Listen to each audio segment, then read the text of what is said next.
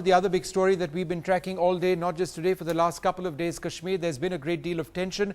More than 30 people have lost their lives after the terrorist Burhan Wani was eliminated. The big question is, when will peace return to the Kashmir Valley? What are some of the strategies that the government can actually adopt?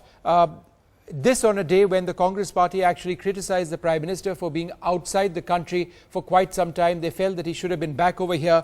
But the government has also reached out to the Congress. They've reached out to the left, also to Omar Abdullah, basically making the point that let's be united as we tackle the crisis, as it were, in Jammu and Kashmir. I'm joined now to look at what really can be done to improve the situation on the ground by Sudhanshu Trivedi of the BJP, Hamida Naim, chairperson of the Kashmir Center for Social and Development Studies, with me as well, Raja Munib, the columnist and activist, and also General Rameshwar Roy, the defense analyst. Thank you very much, sir, for being with us.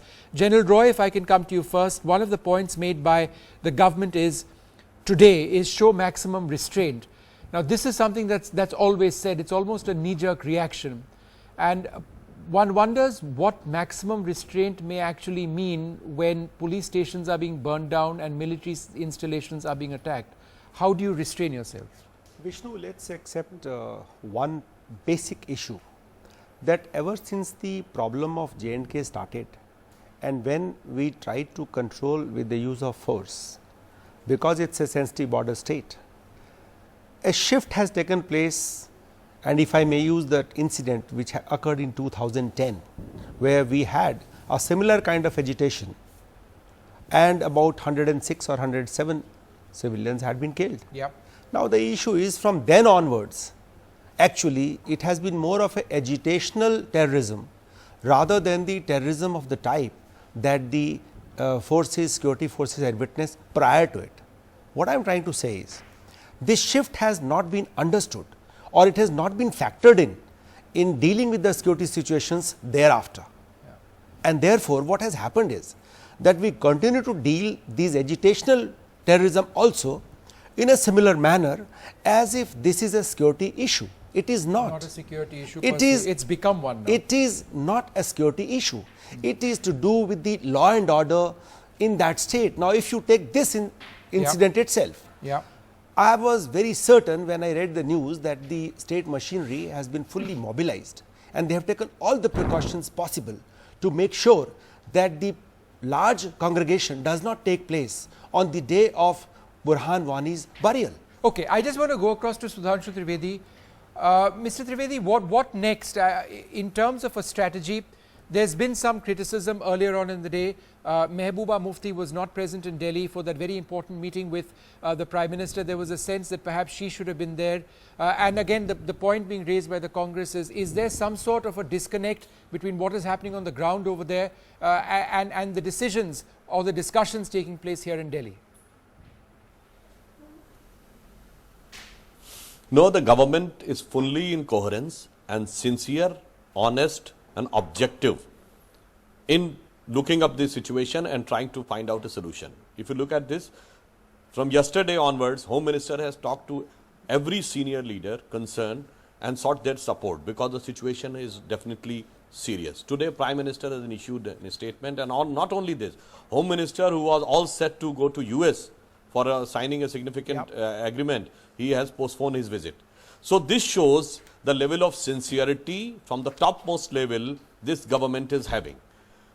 But there are two type of aspect of this problem. As one of your learned panelists was saying, it's not just the law and order problem. It is also related to socio-political and ideological aspect. The problem has been created over the years.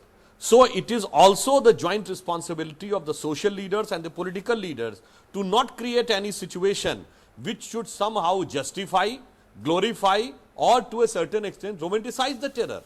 Yeah. If something has happened, I don't think anywhere in the world you will find that there can be if and but or one or two opinions among the intellectual and the political class about what the security forces has done. Sure. Why it happens only in India? Hamida, as far as the Burhan Wani is concerned, is it not true that in the month of January I take your point entirely. He was accused of planting or one of the key man in killing a colonel of the army? He openly justified in May of this year the killing of 3 CRPF Jawans.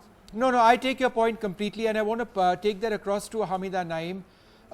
Ma'am, in as much as we see all this anger and resentment in Kashmir, is there a real danger that the discourse that we have also seen is anti-national in a sense? It's not nationalistic. We are losing lives over here to violence inspired by terrorism, violence inspired by Pakistan, violence inspired by people inside our own country who are militants and terrorists. So therefore, are we losing sight of the larger picture over here as we try and reflect on the situation on the ground? This is the problem. You start by saying that the violence is committed by the people. You don't understand. There has been a cumulative anger of people because they have been condemned to live in a stalemate. They have been condemned to live in political uncertainty. Every day conspiracies are made against their own land, and therefore Burhan Wani actually provided a trigger to that anger. And any sincere and caring government would address to the anger and see what are its root causes, rather than use brute force to cut down, mow down such innocent boys the way it has been done. Your forces this time have achieved. Please let me make the point. Yes. Please let me make the point.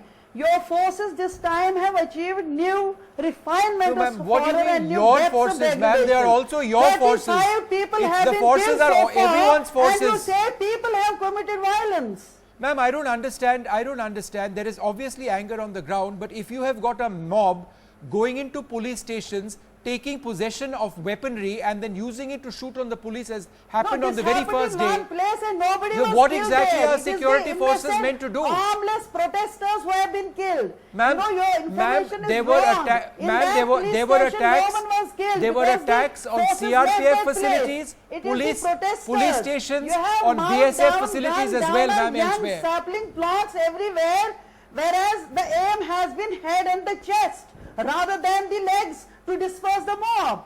It has been deliberately, this is a killing spree. Every time Indian forces find an excuse, they always aim at the head and the chest. And you won't believe that 77 people's eyes have been directly hit and they have lost their eyesight. Okay, and you say that we all right, ma'am, I want, you raised an important point. Please come General out Roy, of this nationalist as a discourse professional and try to on the ground, is it always necessary for soldiers to fire above the waist? All these ma'am, you made your point. Ma'am, you made your point. I'll try and come back to you later. No, ma'am. There are other panelists. No, ma'am. There are other panelists. They must also speak. Go ahead. Vishnu, the issue here is that we must understand this anger is a fallout of what?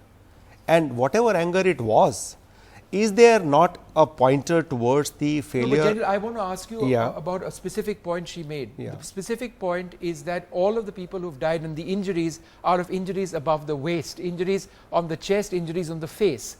On the ground, is it possible for a soldier to be that accurate to ensure that doesn't happen on the ground? In a situation where mob is the way the mob is behaving, and you are seeing that in these videos, it's very difficult to calibrate either the use of force or the direction of force as to where the force can be used. It's very, very difficult to calibrate that. Nobody can be as accurate, and it's just a mob fury which takes over thereafter. And then to say the minimum force issue to be discussed, or then to say as to injury should not have been here. These were the rubber bullets, if I recollect, they were used. And that is the rubber bullet, and the water cannons are the ones which are. Rubber bullets were not used perhaps enough. But Raja Munib. Let me give a comparison. In the recent past, Jats came out on the streets. They destroyed property worth billions and they actually blocked the highway, but not one person was actually subjected to a bullet. You treat Kashmiris as enemy territory. You don't treat them as human beings. Sudhanshu Trivedi, would you like to respond to that? The comparison between the response of forces in Haryana and the response in Jammu and Kashmir. Just tell me.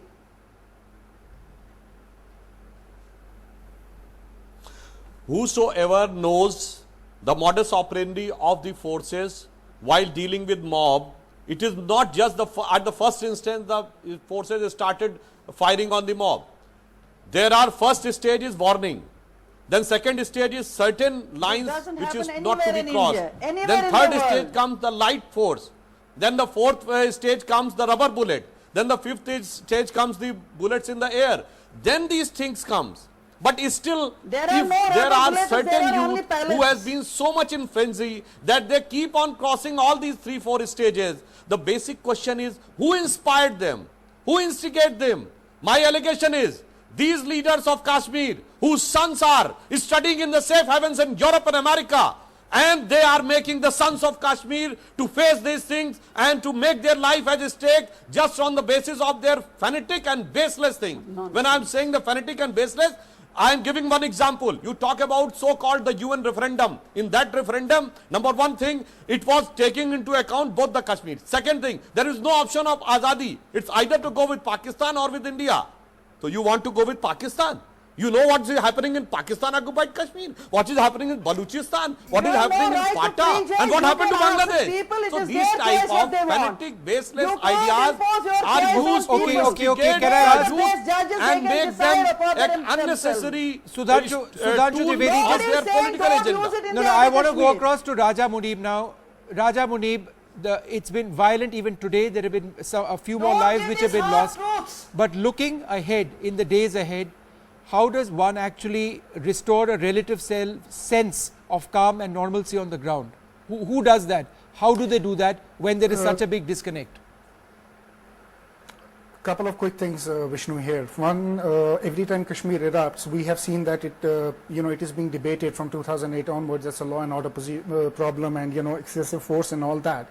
But sadly, what happens is once these protests die down, there is no actual, you can say, initiative to reach out to the people and see what exactly is causing this problem. We might blame Pakistan, we might blame separatists, but the reality is we have to take responsibility for our own house. Our own house is not in order. Anybody can come and create a mess out of it. So why are we blaming people for creating a mess when we are not taking responsibility of our own house? Number two, excessive force used or not used is a subject of debate. Yes, I agree. Rubber bullets, as Journal said, has been used. Rubber bullets are not used in Kashmir. Pellets have been fired. There is a 4-year-old girl and an 8-year-old girl who have lost their eyesight. I was reading it in the newspapers today. So there have been instances of excessive force as well. We need to accept that. Going forward, I think it's very important that we need a sustained political engagement on the ground. When I talk about sustained political engagement, I'm not talking about jobs and I'm not talking about roads and electricity, because that has failed to give us any foothold for any of the separatist leaders to come up and, hold fort and say, hey, we are going to take responsibility, which they are not. In fact, situation like this, every MLA should be in his own constituency and trying to tell people to calm down. But sadly, that's not the case on the ground. They all are missing from the constituency. So what is the political disconnect here? That we need to identify, and we really, really need to work really hard on that. Okay, we've just got a few minutes left. Yes, General, go ahead. You see, Vishnu, I think we are losing the focus here. The basic issue is that state administration read the entire fallout of this Wani's death very clearly, that it took those precautions, but this has been a failure of those precautions, those machinery on the ground, and that needs to be looked into as to why that machinery failed. Despite all the mechanism in place, there was a congregation of almost 30,000 people. And the trigger that started from there, it is the fallout of this which is carrying on till today. Hamida ma'am wanted to come in. Yes, go ahead, ma'am. Okay. Raja, Raja Naim, one moment. Hamida Naim wanted to come in. Come in. Go ahead, ma'am. Sure. So I said, if you are really interested in finding a solution, you have to acknowledge the problem, and from that position, solutions would follow. And otherwise, every time there will be these eruptions and there will be excessive use of force, and there's a loss of lives in Kashmir. Stop treating Kashmiris as enemies, and therefore accept the genuine problem which has its own historicity, and don't try to give us sermons and lessons. Don't go here and don't go there. Let people decide. Let there be first of all initiation of a political, result-oriented, fruitful dialogue which can lead to, which can open up the avenues of a resolution. Otherwise, you are every time having discussion how to actually maintain the status quo. That status quo maintenance is not doing any good. You have condemned people to live in this political uncertainty, and that is taking a heavy toll on us. Okay, we've got 1 minute left. We've got 1 minute left. Every time, Raja-Muni, we want to come in over here because I want to go to Sudhanshu Trivedi for his last comments. Raja-Muni, is that not a valuable point that is made, that let's have a genuine dialogue on the ground at this stage? You are insulting our conscience by saying that your willingness to be free from India ma'am, I have to ask others, ma'am. You can't outshout everybody. We don't do that over here. Ma'am, let others have their view also. Yes. Yes, Vishnu, tell me. No, the suggestion which was made that there needs to be a genuine political dialogue on the ground, is that the way forward? If so, in what shape? Because we've seen talk of political dialogue every single time this happens. Well, we have talked of political dialogue happening, but sadly, beyond that, nothing has happened. There is no political dialogue which has happened. Also, reaching out to people is very important. I remember after 2010 agitation, after 130 boys were killed, the parliamentary delegation was here, and after that the interlocutors were here, but sadly that interlocutor report was sidelined and was put in literally in a dustbin. So what faith are you trying to install in people when you are not even listening to your interlocutors? Sudhanshu Trivedi, last comment to you. We've got exactly 30 seconds left. The road forward, how does one engage an angry population, an angry populace at this stage in the valley? I agree that there should be a serious and sincere effort to address the concerns of the youth, and it should be based on the 3 words which the Prime Minister has used in his famous Srinagar rally: Jamhuriyat, Kashmiriyat और इंसानियत. मगर इसके लिए यह भी जरूरी है कि इंसानियत दोनों तरफ से हो. अगर हैवानियत होगी और फिर इंसानियत की हम अपेक्षा करेंगे तो ये practically बहुत difficult. All right, well, let us see what happens as far as any of those lofty ideals coming to play on the ground is concerned. We'd like to thank all of you very much for joining us. Kashmir remains tense at this stage. More than anything else, immediate peace is the need of the hour. I'd like to thank all of you very much for joining us. Time now for us to take a short break. Thank you, sir.